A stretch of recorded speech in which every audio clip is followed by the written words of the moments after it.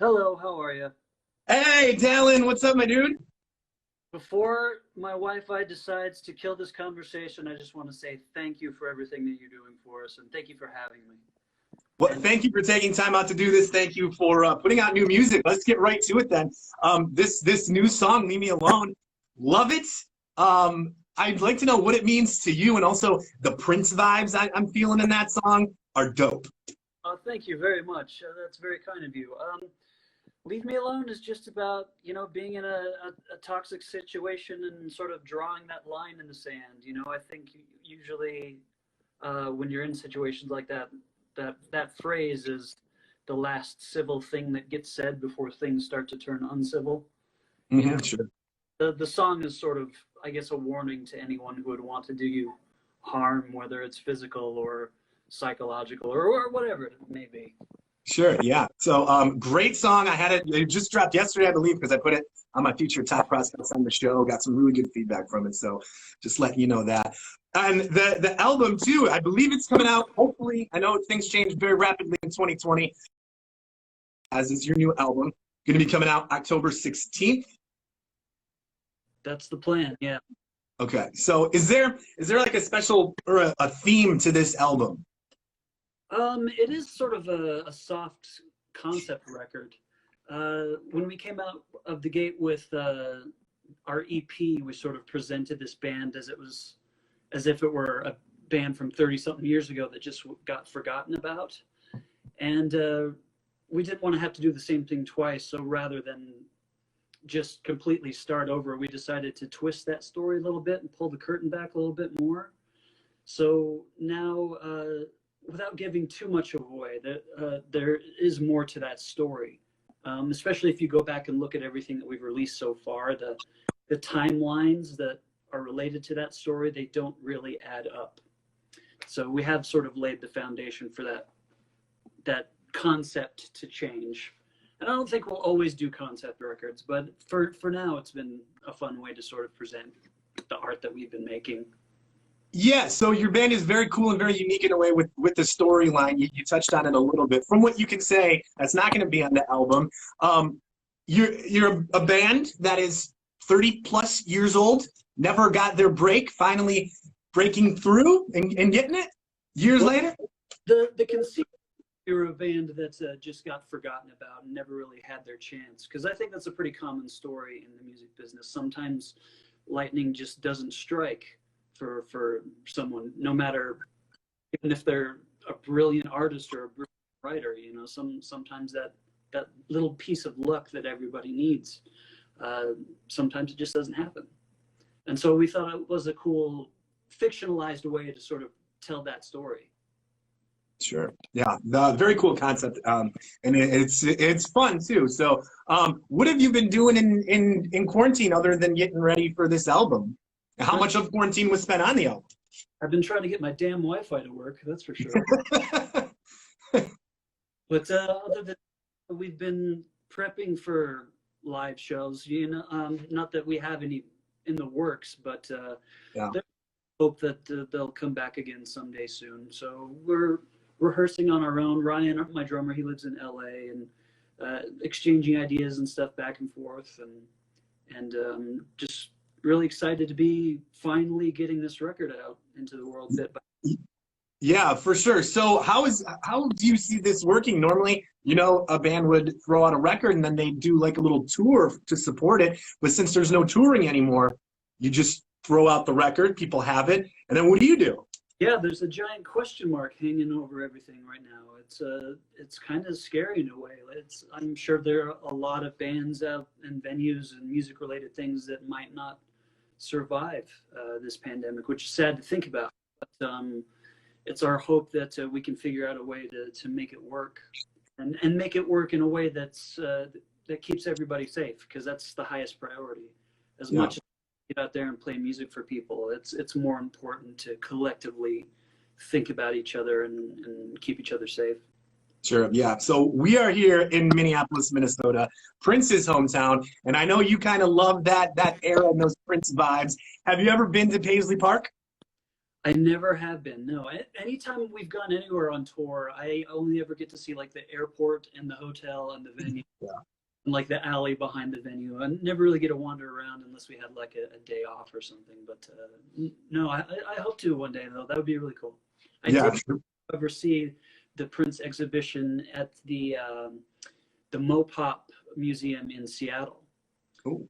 It was really cool. Very, very cool. So during quarantine, you said you were working on the album and trying to get your damn Wi-Fi to work.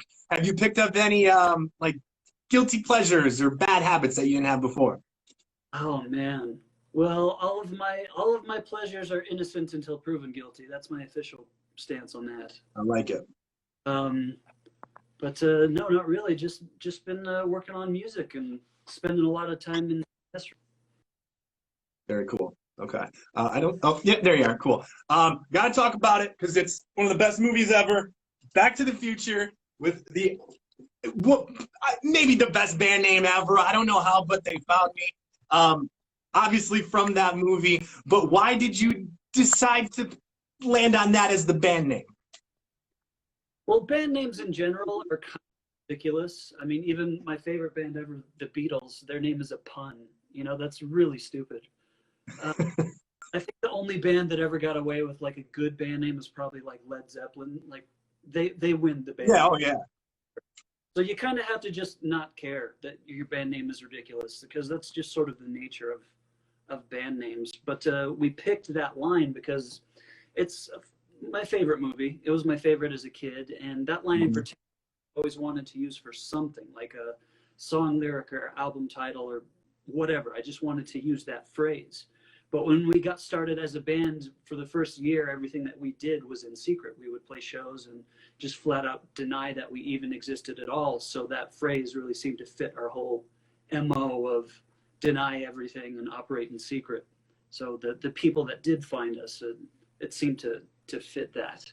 So Yeah, it was funny. I saw a meme just the other day, and it was Doc saying, "I don't know how, but they found me." And then it was like another separate picture in the meme, and it's them in the parking lot of the mall, and he's got a giant sign on his truck that says Doc Enterprises or whatever it was, and it's like, okay, maybe that's how. But back to the Future. Couple questions. Maybe you can help me out with this. How bad of a kid was Marty? Because Biff was saying he's getting kicked out of boarding schools. He's getting all kinds of flack from the principal. Was he really a bad kid? I think he was just trying to find his way in this crazy world, or his crazy world in 1985. He's hanging out with scientists. I mean, yeah, he's an older gentleman, but he's a professional inventor. I mean, Marty had his eyes set on the stars. That's very true. So if they were to make a fourth Back to the Future, I don't suggest that they do this. It's fine how it is. What era would you like to see him go back to or in the future? I don't think I can even entertain the idea because it's a smallest movie.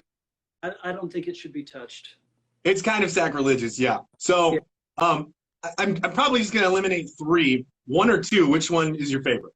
Number one. It's flawless. Yeah. I still love the other two. The trilogy as a whole is great, but there's no denying that part one is just a simply flawless movie, which is pretty rare to have. Yeah, absolutely. So the name, I don't know how, but they found me. I didn't notice this until I think it was yesterday or the day before. No punctuation whatsoever. I used to be in a band where punctuation was kind of a big deal. So I think I know that band. Yeah. we're trying to take the opposite approach, trying to keep those worlds as separate as possible, respectfully so. Do a lot of people notice that right away? Because I mean, I did not. Absolutely. Every once in a while, you'll get the grammar police coming around, knocking on our door, looking for that apostrophe. But we're not going to put it in there. Okay. All right. So we got the album that's coming out October 16th. I mean, my fingers are crossed yet again that nothing happens to push it back. I don't think it will. But how many tracks are on it? Can you tell us that? Hope not, because the album has been pushed back so many times already. That's why it's partly why it's taken so long to get out. But I'm glad that the process has finally started. But between now and then, we plan on releasing more songs Okay. to tide people over. Awesome. Yeah. Can you tell us how many tracks are on it? I think 12 tracks that are straight up songs, and on physical copies of the record, there are also some little like musical vignettes that sort of interweave between songs and feature like some spoken word stuff, little just little pieces of music that won't be available to stream. It'll be there for the people that want to buy like the physical copies and stuff. Awesome. Plan on releasing on vinyl? Yeah. Perfect. I can't wait to hear it October 16th. I can't wait to hear more about how the history of the band plays out on the record. So thank you, Dallin, so much for taking your time. I'm glad the Wi-Fi held up. I got a little nervous at first. This has been the best one today. The last one I was on lasted for about, I think, 7 or 8 minutes before it kicked me off. And I actually got to have an entire conversation here with you, so I'm appreciative of that. So beautiful. Dallin, thank you so much. When everything gets better, we're going to bring you guys here to the Twin Cities, and we're going to sell out another show that we did with you not too long ago. So come back soon, my friend. Best wishes. Good luck. Can't wait to hear the album. Stay safe, everybody. Wash your hands. Stay safe, man. See you, dude. Thank you. Later.